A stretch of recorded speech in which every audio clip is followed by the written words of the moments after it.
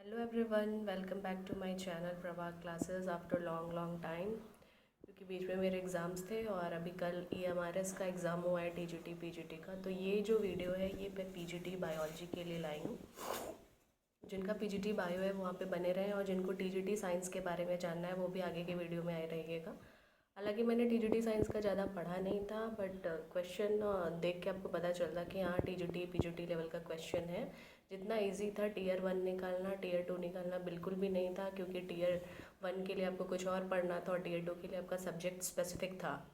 तो वो बच्चे जो पहले से LT GIC वगैरह की बायो की प्रिपरेशन ऑलरेडी कर रहे थे, या पहले से KVNV का पढ़ रहे थे, DSSB का पढ़ रहे थे, उनके लिए पेपर समहाउ ज़्यादा अच्छा था कंपेयर टू उनके जो इन लास्ट एक महीने में NCERT और बाकी ऑब्जेक्टिव क्वेश्चंस जगह जगह से पढ़ के गए हैं। आइए क्वेश्चन देखते हैं। सबसे पहले तो क्वेश्चन पेपर के बारे में मैं बता दूं, काफ़ी अनप्रडिक्टेबल पेपर था। और लास्ट में मैं बताऊंगी आपको NCERT पढ़ने, ऑब्जेक्टिव पढ़ने, या कहाँ से क्या पढ़ना चाहिए, या क्या क्वेश्चन देख के पता लग रहा है कि KV के लिए क्या करना चाहिए। सबसे पहले क्वेश्चन के बारे में बताऊँ तो टफ पेपर था। ठीक है, मुझे नहीं पता किसके लिए मॉडरेट या अच्छा था। उनके लिए ज़रूर रहा होगा जिनका, मैंने बोला, पहले से तैयारी रही होगी। पर मेरी तरह लोग जो बायो छोड़ दिए थे और फिर से जस्ट बिकॉज टीयर 1 निकला है तो बायो पढ़ रहे हैं, मेरे साथ यही था। तो उनके साथ धोखा हो सकता है। हालांकि मैंने ऐसे टीचर से पढ़ा था, अंजू मैम है करके, उनकी साइंस प्लानट है और चंद्रा क्लासेस है। तो वहाँ पे उन्होंने GIC लेवल की चीज़ें पढ़ाई थी, और GIC और LT में डीप क्वेश्चंस पूछते हैं। तो उन्होंने जो वहाँ पे टीयर 1 के लिए उन बच्चों के लिए पढ़ा था, मैंने वो बैच लिया था। तो वहाँ पे मुझे क्वेश्चन कम से कम पता चल रहे थे कि क्या बात कर रहे हैं, और मैं उसके आसपास तक पहुँच सकती थी। बट अदरवाइज़ जो सिर्फ NCERT पढ़ के गया है उसको थोड़ी दिक्कत होती, क्योंकि देखिए मॉडरेट, ईजी और डिफ़िकल्ट तीनों टाइप के क्वेश्चन आए थे। नो डाउट NCERT से क्वेश्चन थे, बट क्या सारे क्वेश्चन NCERT से सॉल्व हो जाते? नहीं। NCERT में एक लाइन में वो क्वेश्चन दिया है, बट उसको समझने के लिए आपको बाकायदा उस एक लाइन के ऊपर रिसर्च करना है, जो टीचर्स करके हमको बैचेस में प्रोवाइड करते हैं। अदरवाइज़ आप अच्छी अच्छी बुक पढ़िए, लेनिंजर पढ़िए, वोट एंड वर्ड पढ़िए, या और दूसरी कॉलेजी की मिश्रा उश्रा की किताब पढ़िए, तब आपको चीज़ें समझ में आएंगी। तो डीप अंडरस्टैंडिंग बहुत ज़रूरी है, चाहे TGT निकालना हो चाहे PGT। और अगर आप PGT में मास्टरी करना चाह रहे हैं तो आपको अपने सब्जेक्ट का कॉन्सेप्चुअल नॉलेज बहुत ज़रूरी है। EMRS हो, KVS हो, NVS हो, या कुछ भी हो। मेरी वॉइस थोड़ी ख़राब है तो उसके लिए सॉरी। ठीक है, चलिए देखते हैं क्वेश्चन। सबसे पहले ये देखिए, टोटल NCERT का क्वेश्चन था। ठीक है, ये NCERT का क्वेश्चन था। इसमें एब्सोल्यूट ग्रोथ रेट और रिफ्रैक्टरी ग्रोथ रेट निकालना था। तो ये जो NCERT पढ़ के गया था उसके लिए सही था। ये इकोलॉजी का क्वेश्चन था, ये सिस्टमेटिक्स का क्वेश्चन था। तो ये सारे NCERT से आए थे। अब यहाँ पे देखिए स्प्लाइसोसोम का था, और ये क्वेश्चन जो था पायरुवेट का, ये आपका CSIR नेट लेवल का क्वेश्चन था, क्योंकि इसके बारे में NCERT कहीं नहीं बताती। और ये पूछा था कि पायरुवेट जो है वो माइटोकॉन्ड्रियल मैट्रिक्स में एंटर कैसे करती है। लकीली मैंने 2-3 महीने CSIR की भी तैयारी की थी, तो उसके वजह से मुझे क्वेश्चंस समझ आ रहे थे। अभी मैं आपको आगे दिखाऊंगी। एडिटा से एक क्वेश्चन है जो टोटल CSIR नेट क्वेश्चन है, और आगे 4-5 क्वेश्चन ऐसे हैं जो आपका दिमाग और दिल सब रोक देते एग्ज़ाम हॉल में अगर आप बैठे होते, क्योंकि यू आर लाइक कि भाई ये क्या पूछ दिया, हम तो NCERT पढ़ के आए हैं। तो NCERT से कुछ नहीं होने वाला। ओके, ये एंजाइम का क्वेश्चन था। यहाँ पे एक से आप मैंने ये पायरुवेट हाइड्रोजिनेस से मैग्नीशियम आयन से लगा सकते थे आप ये क्वेश्चन। बाकी आर्जिनेस का मैंगनीज होता है कि नहीं, इसमें डाउट है, तो ये थोड़ा कंट्रोवर्शियल क्वेश्चन होगा। आगे देखते हैं। आप वीडियो पॉज करके क्वेश्चंस पढ़ सकते हैं। ठीक है, अब आगे देखिए। यहाँ पे ये सारे क्वेश्चन, ग्लाइकोकैलिक्स वाला क्वेश्चन भी थोड़ा डाउटफुल है। और मुझे ये नहीं समझ में आता, ये जब एग्ज़ाम बनाते हैं या पेपर बनाते हैं तो ये डाउटफुल क्वेश्चंस, अगर आप एक क्वेश्चन जिसमें 40 क्वेश्चन है और उसमें आप 5 से 7 क्वेश्चन डाउटफुल क्वेश्चन बना रहे हो और 5 से 6 क्वेश्चन आप आउट ऑफ सिलेबस दे रहे हो, और आप जेनेटिक्स और बायोटेक भर भर के दे रहे हो, तो आप किस टाइप का पेपर पैटर्न बना रहे हो, I don't know. And one thing I also want to say कि जो भी एग्जामिनर था उसको बायोटेक और जेनेटिक्स के डीप नॉलेज बहुत थी, और उसने खोद खोद के क्वेश्चंस पूछे।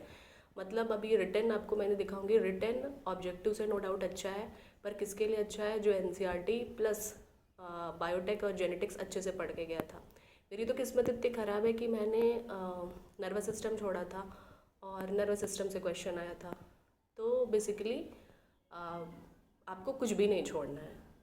KVNV के लिए अगर आपने कोई टॉपिक्स छोड़ रखे हैं कि ये नहीं पढ़ेंगे तो पढ़िए, और गलती वहाँ पे मत करिए जहाँ मॉल बायो जेनेटिक्स और बायोटेक है कि ये टेक्निक्स वाले क्वेश्चंस मैं ना पढ़ूँ। पढ़िए, क्योंकि एग्जामिनर AMRS का मैंने देखा है पिछले साल के क्वेश्चन में भी जेनेटिक्स और बायोटेक बहुत पूछा था। इस बार भी बहुत डीप नॉलेज से आपको dominant epistasis and all that चीज़ें पूछी है, तो बहुत अच्छे से पढ़ के जाना होगा। मैंने 2 क्वेश्चंस यहाँ पे देखे। ये देखिए, ये क्वेश्चन जो है ये डोमिनेंट एपिस्टेसिस का क्वेश्चन है। ये CSIR नेट लेवल का क्वेश्चन है। हालांकि जो लोग डोमिनेंट एपिस्टेसिस MSc में अच्छे से पढ़े हैं वो इसको सॉल्व कर सकते थे, बट मेरे साथ ये था कि मैंने जेनेटिक्स इतने डीप में नहीं पढ़ा था, तो मेरे साथ यहाँ पे प्रॉब्लम हुई। हालांकि समर स्क्वाश मुझे याद था कि ये डोमिनेंट एपिस्टेसिस का है, बट मैं इसका फॉर्मूला भूल गई थी कि 12:3:4 में वाइट, येलो और ग्रीन में आता क्या है, तो उसकी वजह से मेरा ये क्वेश्चन ख़राब हुआ। ठीक है, ये सारे क्वेश्चंस मैं जिस टीचर से पढ़ के गई थी उन्होंने वेरी वेरी इंपॉर्टेंट बोल रखा था, तो ये सारे क्वेश्चन समहाउ मेरे दिमाग में रह गए थे। फ्रॉग का टिम्पैनम क्या काम करता है, acetylcholine receptors neuromuscular junction पे हो तो कौन से डिजीज़ कॉज करते हैं। कुछ बहुत अच्छे क्वेश्चन थे, जैसे ये उन बच्चों के लिए था कि जो NCERT पढ़ के आए और जो सोच रहे हैं वहाँ से कुछ क्वेश्चन आएगा तो दीजिए, उन्होंने दे दिया। पेप्टाइडल हार्मोन का नेचर तक पूछा था, तो समझ लीजिए आपको डीप नॉलेज कहाँ तक होनी चाहिए। ये क्वेश्चन भी अगेन थोड़ा कंट्रोवर्शियल है, इसके 2 आंसर्स निकल सकते हैं, बट मैंने अभी के लिए शूटापिकल मेरिस्टम ही लगाया है। आगे देखते हैं, ये कैस्पेरियन स्ट्रिप से क्वेश्चन था। अगेन देखिए इन्होंने क्या गलती की है। अब इस कैस्पेरियन स्ट्रिप वाले क्वेश्चन में फर्स्ट, सेकंड, फोर्थ और फिफ्थ तीनों सही, अरे चारों सही है, ठीक है, बट आंसर में आपको ऑप्शन में क्या मिलेगा, थर्ड 1, 4, 5 ओनली, और फर्स्ट 1, 2, 4 ओनली। तो भाई जो सेकंड और फिफ्थ दोनों सही है उसका क्या। हालांकि मैंने यहाँ थर्ड लगाया तो भी सही होगा, जिन्होंने फर्स्ट लगाया उनका भी सही होना चाहिए। तो वही मैं कह रही हूँ, अगर आप 6-7 क्वेश्चन ऐसा बना देते हो आउट ऑफ सिलेबस और 4-5 आप डाउटफुल रखते हो, फिर आप एक का ऑप्शन गलत कर देते हैं, तो आप क्या सोच के 40 क्वेश्चन, सिर्फ 40 क्वेश्चन का ऑब्जेक्टिव क्वेश्चन इन्हें बनाना था और उसमें इतने सारे मिस्टेक्स और इतना हार्ड पेपर, और NCERT का सिलेबस बोल के MSc तक लेवल का पूछना, तो वो तो खैर अब सारे एग्जाम्स कर रहे हैं। ये अगेन मैंने कन्फ्यूज़न में अपना गलत किया है, मैंने अपने अपने लिए यहाँ पे लिखा है कि कन्फ्यूज़न से मैंने गलत किया है। टेक्सॉल M और G2 में मैं ये हालांकि NCERT का क्वेश्चन है और इसमें मैं कंफ्यूज थी। एंटीनी का क्वेश्चन इजी था, टोनोप्लास्ट था। यहाँ पे देखिए ये क्वेश्चन बहुत टफ था मेरे लिए, क्योंकि nervous system, excretory system is tough for me of zoology's part. तो यहाँ पे देखिए आपको अगर DCT, juxtaglomerular, macula densa, baroreceptors और ये सारी चीज़ें आप बहुत डीप नॉलेज लेके गए हो, आप अच्छे से पढ़ के गए हो, पढ़ना ही ज़रूरी नहीं था, आपके पास कॉन्सेप्चुअल नॉलेज थी, आपको फिगर याद थे और आप पूरा अच्छे से पढ़ सकते थे, क्योंकि आपको 4 क्वेश्चन, 4-5 बल्कि 5 ऑप्शंस को देखना था, तो उस हिसाब से ये करना था। हालांकि मैंने ये क्वेश्चन तो अटेम्प्ट ही नहीं किया था। फिर यहाँ पे LAM का पूछा था। LAM में प्रोलैक्टिन की वजह से होता है, तो ये भी आपको पता होना चाहिए। फिर अगेन देखिए टफ क्वेश्चन था, रेस्पिरेटरी रिदम का था क्वेश्चन, ये भी आपको न्यूमोटैक्सिक सेंटर, एपन्यूस्टिक सेंटर का याद होना चाहिए, तभी आप ये सॉल्व कर पाते। इसके बाद ये एम्फीजीमा का था, इजी क्वेश्चन था। ये डाइनोफ्लैजिलेट्स का अगेन मैंने कन्फ्यूज़न में गलती की थी, मैंने पहले नॉक्टिले का लगाया था पर बाद में मैंने डायमेटिशियस अर्थ का लगाया, पर पता चला डाइनोफ्लैजिलेट तो डायमेटिशियस अर्थ अलग अलग है। तो वही आपकी कॉन्सेप्चुअल नॉलेज और बहुत अच्छे से आपको पढ़ के जाना होगा। मैंने जैसा बोला कि मैं अंजू मैम से 1 महीने के अंदर जितना पढ़ सकती थी वो मैंने पढ़ा था, और NCERT मैंने नहीं छुआ था, तो वो यहाँ पे इसका है ज़रूरी, जो NCERT पढ़े तो उन्हें ये क्वेश्चन आता होगा, क्योंकि नॉक्टिले का मुझे भी पता था, बट क्या मैं कन्फ्यूज़ थी या मैं थी, तो ये उनके लिए अच्छा था। इसके बाद ये देखिए गाइनोडर्म्स का था, इसमें डिटर्मिनेट इंडिटर्मिनेट में बच्चों का गलत होगा, क्योंकि इंडेरोसेलेमेट और ड्यूट्रोस्टोम्स सबको याद होता है, ठीक है। और again controversial question part, fertilization के दौरान कोरोना रेडिएटा हाइलोरिनोडस हटाता है, जोना पेलुसिडा की हार्डनिंग भी हटाता है, और प्री विटिलिन स्पेस की पॉलीस्पर्मी भी ब्लॉक को हटाता है। तो अब इनके हिसाब से क्या आंसर है, नो वन नोज। मैंने कोरोना रेडिएटा लगाया है, ये भी सही हो सकता है, जिन्होंने जोना पेलुसिडा लगाया है उनका ज़्यादा सही हो सकता है, और जिन्होंने प्री विटिलिन लगाया उनका भी सही हो सकता है। तो मतलब वही है कि अब ये क्या आंसर देंगे। कुल मिला के एग्जामिनर का ही पेपर होता है, आपको ये समझ में आ जाएगा। ये अच्छा क्वेश्चन पूछा था मेथियोनिथाइलिन का, और आपको पता होना चाहिए ऑक्सिन ट्रिप्टोफैन का है। मैंने देखिए क्वेश्चन पूरा सॉल्व कर लिया है। जो लोग भी ये गलती कर रहे हैं कि वो क्वेश्चन नहीं सॉल्व करेंगे और KVN भी वैसे ही जाके दे देंगे, तो वो गलती मत करिएगा। यहाँ के क्वेश्चंस का कुछ भी अगर वहाँ पे 1% रिपीट होता है तो आपके मन में ये सेटिस्फैक्शन रहेगा कि हाँ मैंने सॉल्व किया तो मुझे वो चीज़ें समझ में आई। तो उसके लिए क्वेश्चन सॉल्व करके ये वाली जो 40 क्वेश्चंस का नॉलेज है, इसमें जो 5-5 स्टेटमेंट्स हैं उसके बेसिस पे 50 नॉलेज गेन आप और कर सकते हो ना, 50 कॉन्सेप्ट बिल्डिंग और कर सकते हो। तो वो करके जाना, ठीक है। क्या होगा क्या नहीं होगा समय बताएगा। वैसे भी 1 महीने में पढ़ने वालों के साथ ज़्यादा अच्छाई होनी भी नहीं चाहिए।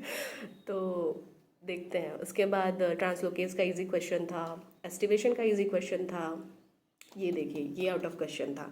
अब ट्रेंच फीवर, रिलैप्सिंग फीवर और वैगाबॉन्ड डिजीज़, ये मेरी मैम ने तो पढ़ाया था, मतलब मैंने जहाँ से पढ़ा था उन्होंने तो पढ़ाया था, बाकी बच्चों का मुझे नहीं पता उन्होंने पढ़ा था या नहीं पढ़ा था, ठीक है। अगेन एक कंफ्यूजिंग क्वेश्चन था, मैंने कोस्टा का लगाया था जबकि ऑयल बॉडीज़ प्रेजेंट होती, जबकि मेरे दिमाग में ये दोनों में कन्फ्यूज़न था। वो कहते हैं ना कि आपके पास अगर 2 में कन्फ्यूज हो तो 1 लगा दो। मेरी किस्मत इतनी ख़राब है, जो मैं 1 लगा के आती हूँ वो हमेशा गलत निकलता है। एनीवेज, ये अच्छा क्वेश्चन था कि क्रेब्स साइकिल में जो ATP का फॉर्मेशन होता है वो कहाँ पे होता है? ऑक्सीडेटिव डिकार्बोक्सिलेशन से सबसे ज़्यादा होता है, ठीक है। जो NADH बनता है फ्यूमेरी वहाँ पे अल्फा कीटोग्लूटरेट आइसोसिट्रेट वाला जो पोर्शन है, और लास्ट में एक जो मैलेट और ऑक्सैलिक एसिड वाला कोई पार्ट होता है, ठीक है। तो ये अच्छा क्वेश्चन था। ये अच्छा क्वेश्चन था ऑटोसोमल ट्राइजोम्स, और ये तो एडवर्ड सिंड्रोम और पटाउ सिंड्रोम होता है ट्राइजोमी में, ठीक है। भाई साहब ये क्या क्वेश्चन था, beta oxidation of fatty acids कौन पढ़ता है? मैंने तो BSc में ही इसको नहीं पढ़ा था, और MSc में थैंकफुली ये मेरे सिलेबस में नहीं था, बट मैंने कोशिश की थी इसे पढ़ने की, and it is so tough topic. तो आप देख सकते हैं EMRS वाले बायोटेक, जेनेटिक्स और आपके ये बायोकेमिस्ट्री का जो बहुत ही टफ पार्ट है, वहाँ से क्वेश्चन निकाल के लाए हैं। तो आप समझ सकते हैं इन्होंने आपको बिल्कुल मास्टर कैटेगरी में लेना है, तभी इन्होंने, मतलब आपको टफेस्ट चीज़ें सबसे अच्छे से आनी चाहिए किसी भी एग्ज़ाम के लिए, खास करके अब ये मुझे सेंट्रल एग्ज़ाम्स का तो यही लग रहा है। क्योंकि जितना ही हलवा पेपर इन्होंने Tier 1 का बनाया था, नो डाउट उन्होंने कट ऑफ बहुत हाई दी थी, और Tier 2 में भी इन्होंने सेम काम किया है, बट मुझे नहीं लगता इसकी कट ऑफ बहुत हाई जाएगी। बट सी लोग क्या करते हैं, मैं लास्ट में बताऊंगी कि एग्जामिनेशन हॉल का क्या हाल था। अब ये देखिए, ये है क्वाड्राजेमिना के बारे में पूछा है, ऑप्टिक लोब्स के बारे में। नो डाउट जिन्होंने पढ़ा होगा कि optic lobe superior coli inferior coli क्या है, विजन ऑडिशन के लिए क्या ज़रूरी होता है, उन्हीं को ये क्वेश्चन आएगा। थैंकफुली मैंने अपनी टीचर से पढ़ा था तो मैंने ये क्वेश्चन किया। मैंने ईजी क्वेश्चंस नहीं किए हैं, वो मेरे गलत हुए बिकॉज मेरा वहाँ पे कॉन्सेप्चुअल अंडरस्टैंडिंग या रिवीजन कम था, बिकॉज मेरे पास टाइम नहीं था। बट मैंने हार्ड क्वेश्चंस अटेम्प्ट किए हैं, थैंकफुली वो सही हुए हैं, बिकॉज मैंने जिस टीचर से पढ़ा था उन्होंने पढ़ाया था। तो मेरे साथ ऐसा हुआ है, आपके साथ क्या हुआ है आप प्लीज़ कमेंट सेक्शन में बताइएगा, ठीक है। अगेन यहाँ पे बहुत ही अच्छे से आपको फाइकोमाइसिटीज़, एस्कोमाइसिटीज़, बेसिडियो, ड्यूट्रो के बारे में पता होना चाहिए। मैंने पहले बेसिडियो लगाया था, बाद में मैंने क्यों फाइको लगाया डोंट नो, जबकि फाइको एसेप्टेड होता है। तो ये क्वेश्चन गया मेरा। ये क्वेश्चन अगेन अच्छा क्वेश्चन था, और ये मुझे याद था। और इसमें मेटाफेज़ 1 में, प्रोफेज़ 1 में डिप्लोटिन में आपका प्राइमरी oocyte रहता है आपके एडोलसेंस प्यूबर्टी अटेंड करने के पहले तक, और फिर सेकेंडरी oocyte वाला। तो ये क्वेश्चन अच्छा था। ये क्वेश्चन अगेन अच्छा था, जे शेप्ड एस शेप्ड इक्वालजी का। तो आप देख रहे हैं जो हार्डेस्ट पार्ट है किसी भी चैप्टर का, इन्होंने वो उठाया है। और मैंने जैसे बोला कि मैंने नर्वस सिस्टम और ह्यूमन डिजीजेस नहीं पढ़े थे, इन्होंने वहाँ से भी क्वेश्चन लिए थे, तो मेरा वहाँ भी घाटा हुआ। तो आप कुछ भी छोड़ नहीं सकते हैं, with revision you have to read your syllabus also. अब आप ये वाला बिल्कुल दिमाग मत लगाइएगा कि अब नया पढ़ने से अच्छा मैं रिवाइज़ कर लूँ, नहीं, आप नया भी पढ़ के जाइए, आपने जो छोड़ा है वो पढ़ के जाइए, क्योंकि वहाँ से अगर एक क्वेश्चन आता है तो आप मे भी दिमाग लगा के, और वहाँ पे क्या कहते हैं उसे, मतलब सारे ऑप्शंस को हटा के एक क्वेश्चन वहाँ पे सेलेक्ट कर सकते हैं, तो उसके लिए पढ़ के जाइए, ठीक है। मतलब मैंने तो यही सीखा। ये क्वेश्चन मैंने एडिटा वाला देके बताया, ये CSIR नेट लेवल क्वेश्चन है। ये बहुत टफ क्वेश्चन है, मुझे नहीं पता जो बच्चे MSc तक पढ़े और नेट की प्रिपरेशन नहीं किए हैं उनको ये क्वेश्चन बिल्कुल नहीं पता लगा होगा कि TE बफर क्या होता है, बैलेंस मेंटेनेंस कैसे करती है, एडिटा का फुल फॉर्म मुझे नहीं पता कितने लोग को पता होगा कि ये क्या है। तो इवन मैंने लिखा भी कि इथाइलिन डायमाइड टेट्रा, फिर मुझे याद ही नहीं आया तो मैंने छोड़ा। तो ये मोस्ट प्रोबेबली मुझे ये याद था कि बफर बैलेंस मेंटेन करने के लिए होता है। और बैलेंस मेंटेन करने के मैं 2 ऑप्शंस में थी और लास्ट में मैंने पहला ऑप्शन लगाया जो कि लकीली करेक्ट है। तो ठीक है, तो ये क्या करता है, डीएनएजेस के एक्शन को इनहिबिट करता है ताकि डिग्रेडेशन डीएनए का ना हो। इन्होंने ये क्वेश्चन यहाँ पे क्यों दिया है 12th लेवल के एग्ज़ाम का सिलेबस दे के, आई लिटरली डोंट नो। फिर यहाँ पे मैंने जो किया है वो मैं बता नहीं सकती, ये भी मेरे टीचर ने पढ़ाया था पर मैं अगेन बोन मैरो और स्प्लिन फिटस में कंफ्यूज थी। यहाँ पे 2 alpha 2 gamma polypeptide chain adults में होता है।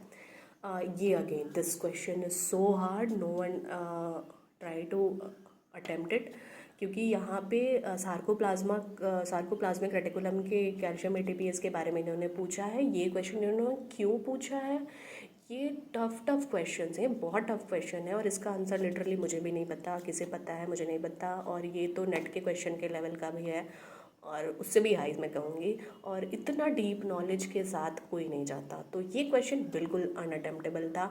जिनको आ रहा है लकीली उन्होंने जो इम्यूनोग्लोबुलिन्स और ये वाले पार्ट्स होते हैं बहुत अच्छे से पढ़ा होगा, तो हैट्स ऑफ टू देम। ये बहुत इजी क्वेश्चन था। मोनोकार्बोनिल ग्राम्स फैबेसी है और इसमें क्या है, तो आपको एस्टिवेशन और आपको देखिए, सबसे पहले मैंने जो चीज़ें यहाँ पे पकड़ी कि आपको डिटेल में सारी चीज़ें आनी चाहिए। पहली बात, कॉन्सेप्ट आपका बहुत होना चाहिए अच्छा। दूसरी बात, तीसरी बात, एनसीईआरटी की लाइंस की डिटेलिंग बहुत अच्छे से होनी चाहिए। ठीक है, लाइन पढ़िए, उसका डिटेल निकालिए। डिटेल कैसे निकालेंगे आपके ऊपर है, आप खुद पढ़ते हैं या कहीं से बैच ज्वाइन करते हैं। अच्छा बैच जिसको डीप नॉलेज हो, जिस टीचर के पास बायो की डीप नॉलेज हो, जो एनसीईआरटी पे रिलाई नहीं करता हो। देखिए, जो रिटन क्वेश्चंस आए थे पीजीटी के वो एनसीईआरटी रिलायबल थे, बट उसमें जो डीप अंडरस्टैंडिंग पे वो ले गए थे, जैसे जेनेटिक्स का क्वेश्चन मैं अभी आपको दिखाऊंगी, आपके माथे घूम जाएंगे। जैसे इन्होंने यहाँ पे ये डोमिनेंट एपिस्टासिस वाला पूछा है, सेम इन्होंने वहाँ भी पूछा है। एक क्वेश्चन इन्होंने मलेरियल पैरासाइट का प्लाज्मोडियम वाइवेक्स का पूछा था, तो जो वो एनसीईआरटी पढ़ के गया था उसको वो याद होगा, तो वहाँ पे वो कर सकते थे। तो दोनों चीज़ के फ़ायदे नुकसान थे, आपने पढ़ा या नहीं पढ़ा।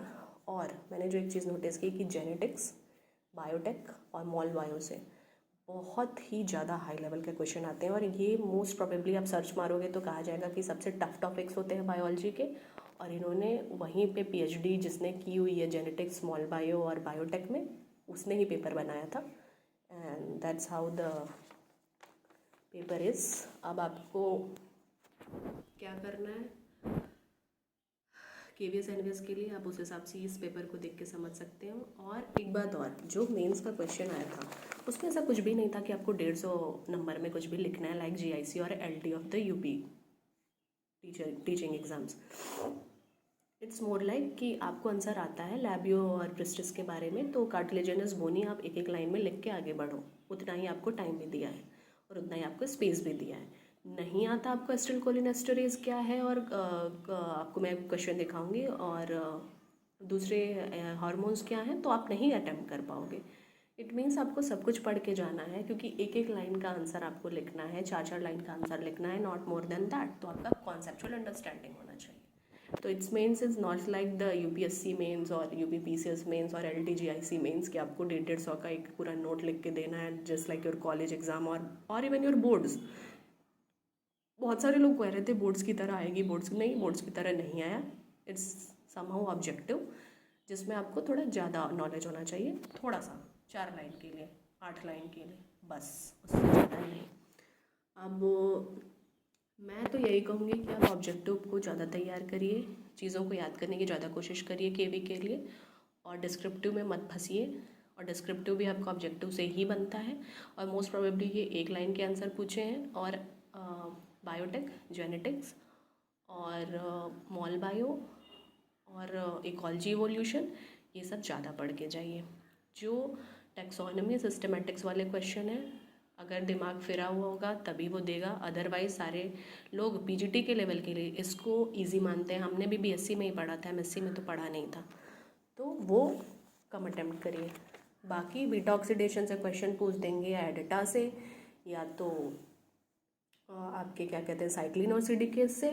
तो ये क्यों पूछ रहे हैं, आई डोंट नो, इनको नहीं पूछना चाहिए। Thank you so much video में बने रहने के लिए, और टीजीटी के लिए और रिटर्न के लिए बने रहिएगा चैनल पर। Okay, bye.